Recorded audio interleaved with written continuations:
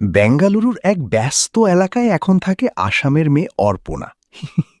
আগে সে ছিল একেবারে শান্ত, লাজুক টাইপের মেয়ে, কিন্তু বেঙ্গালুরুতে এসে তার লাইফ একদম আপগ্রেড ভার্সন। অর্পণার একটা আজব স্বভাব ছিল। সে নিজেকে ভাবত smartest lady in the city. একদিন সে ঠিক করল সে লোকালদের মতো কন্নড় ভাষায় কথা বলবে।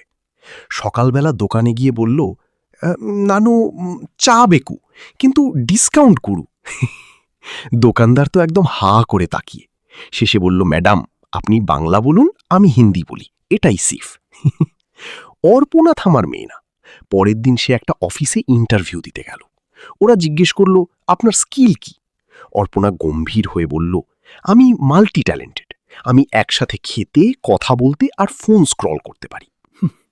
ইন্টারভিউয়াররা চুপ। তারপর একজন আসতে বলল, এটা তো আমরা সবাই পারি। কিন্তু অর্পণার সবচেয়ে বড় কাণ্ড ঘটল একদিন বাসে। সে ভাবল সে খুব স্টাইলিশভাবে ইংরেজিতে কথা বলবে। ড্রাইভারকে বলল, stop the bus, I am coming down from up. পুরো বাস হেসে লুটোপুটি।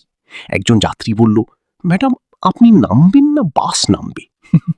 শেষে অর্পণা নিজেই হাসতে হাসতে বলল, বেঙ্গালুরু আমাকে স্মার্ট বানাতে আসেনি, আমাকে ফেমাস বানাতে এসেছে। আর সত্যি, এখন পাড়ার সবাই তাকে চিনে।